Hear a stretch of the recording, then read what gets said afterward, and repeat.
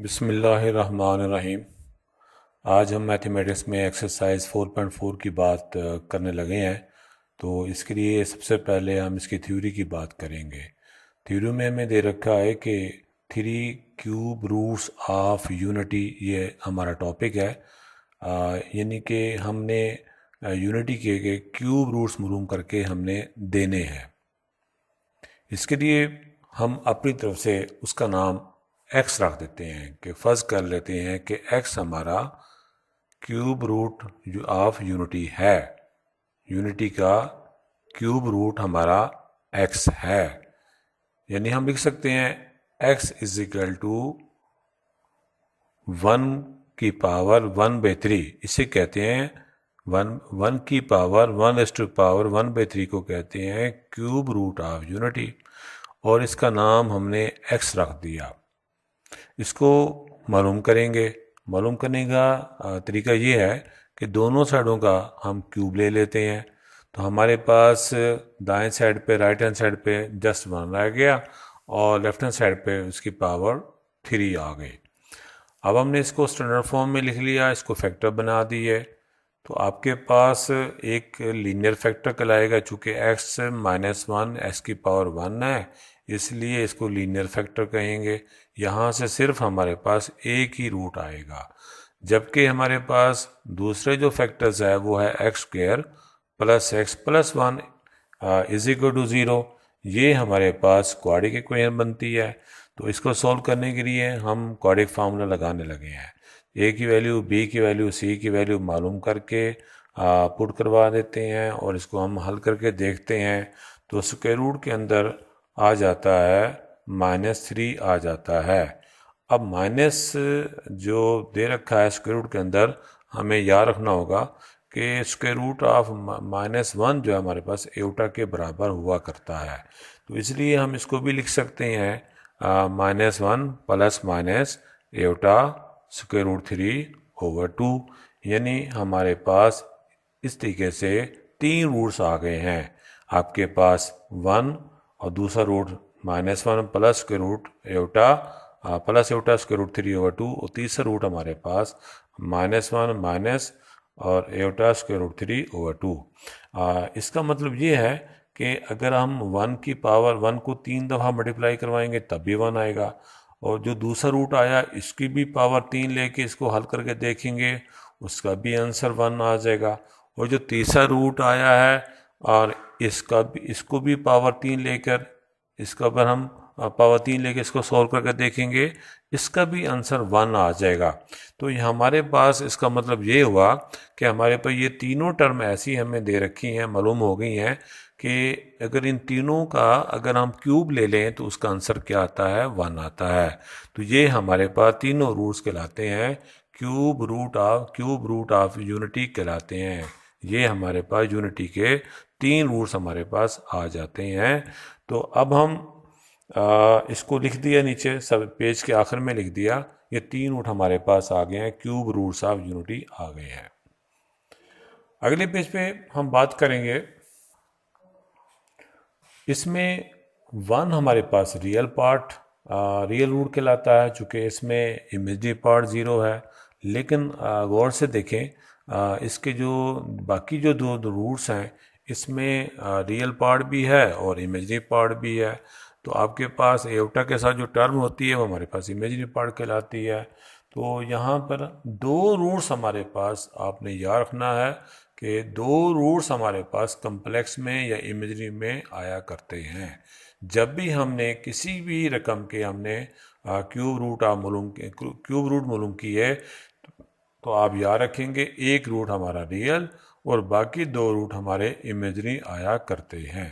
तो इस तरीके से आप देख सकते हैं, नीचे लिखा हुआ है कि आपके पास इसमें -1 प्लस माइनस एटा √3/2, इसको हम अलग अलग करके लिख सकते हैं। यानी कि -1/2 प्लस माइनस एटा √3/2, इसको हमने अलग अलग करके लिख दिया।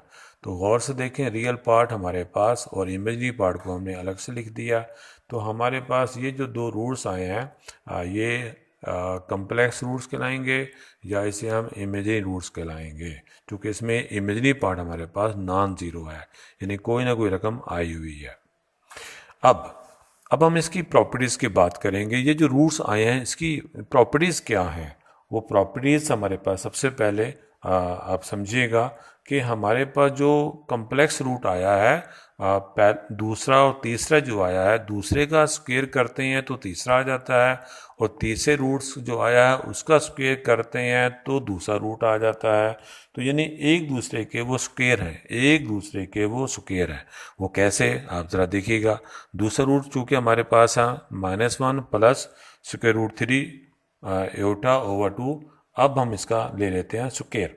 स्क्वायर लेने का तरीका ये है कि फर्स्ट टर्म का स्क्वायर प्लस सेकंड टर्म का square plus 2 into first term into second term, इसको और नीचे वाली रकम का स्क्वायर कर लिया।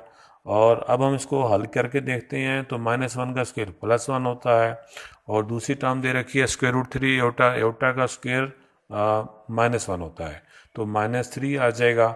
और इसी के से तीसरी टर्म भी हमारे पास आ गई। इसको हमने मज़ीद हल करके देखा और 2 से 2 कॉमन लेने के बाद कैंसिल कर दिया, तो आपको याद रखना होगा वो हमारा तीसरा रूट जो हमने ऊपर मालूम किया हुआ है वो आ जाता है। इस तरीके से अगर हम तीसरे रूट का स्क्वायर करके देखते हैं, जैसे अभी बताया कि दूसरे रूट का स्क्वायर करते हैं तो तीसरा रूट आ जाता है, और तीसरे रूट का स्क्वायर करते हैं तो हमारा दूसरा रूट आ जाता है। तो आपके सामने तीसरे रूट का स्क्वायर करके दिखाया गया है कि पहली रकम का स्क्वायर फर्स्ट टर्म का स्क्वायर प्लस सेकंड टर्म का square +2 into first term into second term, और नीचे हमारे पास सिंगल टर्म हमारे पास है, चूँकि वो 2 है, हमारे पास 4 आ गया। और ऊपर वाले रकम को हम सोल्व करते हैं तो हमारे पास, हम जानते हैं -1 का स्क्वायर +1 होता है, और दूसरी टर्म में माइनस एटा स्क्वायर रूट 3 है, माइनस का स्क्वायर प्लस होता है, एटा का स्क्वायर माइनस होता है, -1 और स्क्वायर रूट 3 का स्क्वायर 3, इसलिए -3 आ गया। और आपस में जो तीसरी टर्म है उनको मल्टीप्लाई करके देखा तो वो प्लस में आ गया, लिहाजा इसको सॉल्व किया, 2 कॉमन लेने के बाद कैंसिल किया तो हमारे पास ये आ जाता है। यहाँ पर एक बात भी कन्फ्यूज़न होगी, वो कन्फ्यूजन ये होती है कि यहाँ नीचे फार्मूले ये मैंने लिखे एक्सपेंड करके कि आपने याद रखना है कि a प्लस बी का स्क्वायर हो और square of a minus B हो या square of -a plus B हो। आपने हमेशा याद रखना है कि आपने 2 के साथ यानी जैसे लिखा हुआ है कि पहला formula square of first term +2 into first term into second term plus square of second term. दूसरे फार्मूले में आप जाइएगा, square of a minus B लिखा हुआ है, तो आपने यहाँ पे भी यही बात करनी है। आपके जहन में होगा कि ये क्या है, इसमें अगर आपने इसको फॉलो किया तो वो बेहतर रहेगा, कहीं आपको कोई कंफ्यूजिंग नहीं आएगी। तो लिहाजा आप देख सकते हैं कि आपके पास square of first term +2 into first term into second term plus square of second term. तो सेकेंड टर्म चूँकि हमारे पास -b है, तो 2 और a और -b को आपस में मल्टीप्लाई किया, वो आपके जो जहन में है वही फार्मूला वो आ गया है, a² -2ab प्लस b² आ जाता है। इस तरीके से तीसरा फार्मूला लिखा है square of -a plus b। अगर हमें ये दे रखा हो और हमें अगर यूं दे रखा हो -a -b होल स्क्वायर दे रखा हो, तो हमारे पास इसको एक ही फार्मूले को आप फॉलो करते जाइएगा कि आप लिखेंगे square of first term +2 into first term into second term plus square of second term. जब भी आपने इसको ऐसे फॉलो किया तो आपसे किसी किस्म की कोई मिस्टेक नहीं होगी और हमें ऐसे ही फॉलो करना होगा। तो लिहाजा हम चलते हैं दोबारा अपने इसी फार्मूले पे। तो आपके पास हमने ओमेगा लिया, हमने लेट का लेते हैं कि अगर हम -1 प्लस स्क्वायर रूट -3/2 का नाम अगर हम ओमेगा रख दें और इसका स्क्वायर करके देखें तो हमारे पास वो तीसरा रूट हमारे पास यानी वो आ जाएगा जो है -1 माइनस एटा स्क्वायर रूट 3/2। ये हमारे पास ओमेगा स्क्वायर आ गया। क्या, दोबारा फिर सुन लीजिएगा, दूसरे रूट का हमने ओमेगा का नाम दिया और दोनों साइडों का स्क्वायर किया तो हमारे पास वो तीसरा रूट जो है जो वो इसके इक्वल आ जाता है। और इसी के से अगले पेज पे देखिएगा, अगर हम तीसरे रूट का नाम ओमेगा रखते हैं और इसका स्क्वायर करते हैं तो वो हमने अभी मालूम किया है, उससे भी हमारे पास वो दूसरा रूट आ जाता है।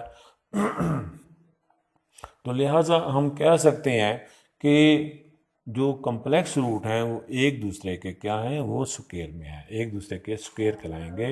यानी अगर हम चाहे उसका नाम ओमेगा रख लें, चाहे हम उसका नाम ओमेगा रख लें, अगर हमने दूसरे रूट का ओमेगा नाम रखा है तो उसका स्क्वायर हमारे पास तीसरा रूट आ जाता है। तो इसलिए हम कह सकते हैं कि क्यूब रूट ऑफ यूनिटी उसके बजाय लिखने के -1 प्लस एटा स्क्वायर रूट 3/2 लिखने की बजाय हम लिख सकते हैं 1 ओमेगा और इस तरीके से ओमेगा स्क्वायर।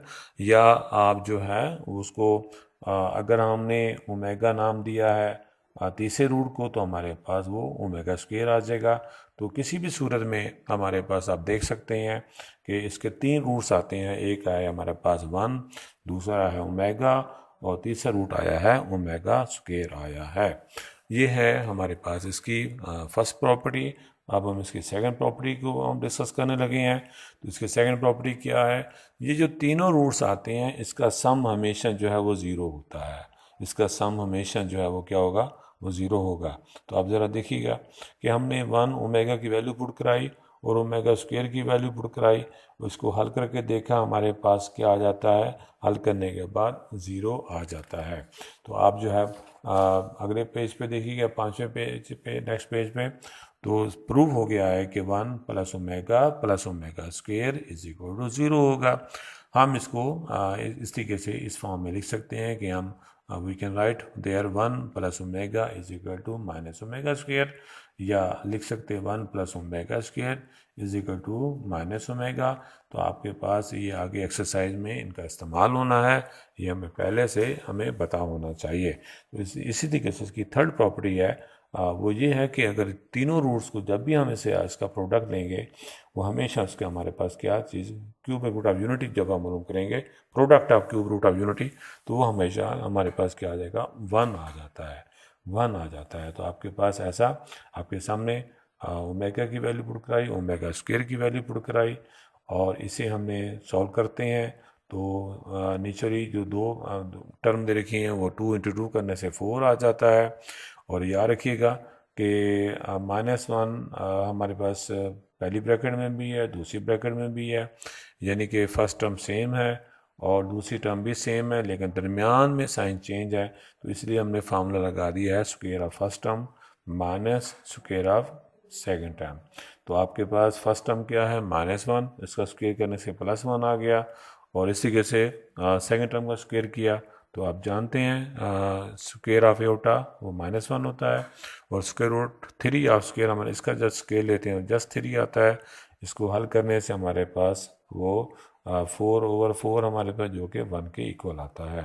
तो आपके सामने हम इसको लिख सकते हैं कि 1 इंटू ओमेगा स्क्वायर हमने ऊपर प्रूव किया तीसरी प्रॉपर्टी में, जो कि 1 के इक्वल आया है। और दूसरे लफ्ज़ों में लिख सकते हैं कि ओमेगा इज इक्वल टू 1/ओमेगा स्क्वायर, या ओमेगा स्क्वायर लिख सकते हैं 1/ओमेगा, हम इसको लिख सकते हैं।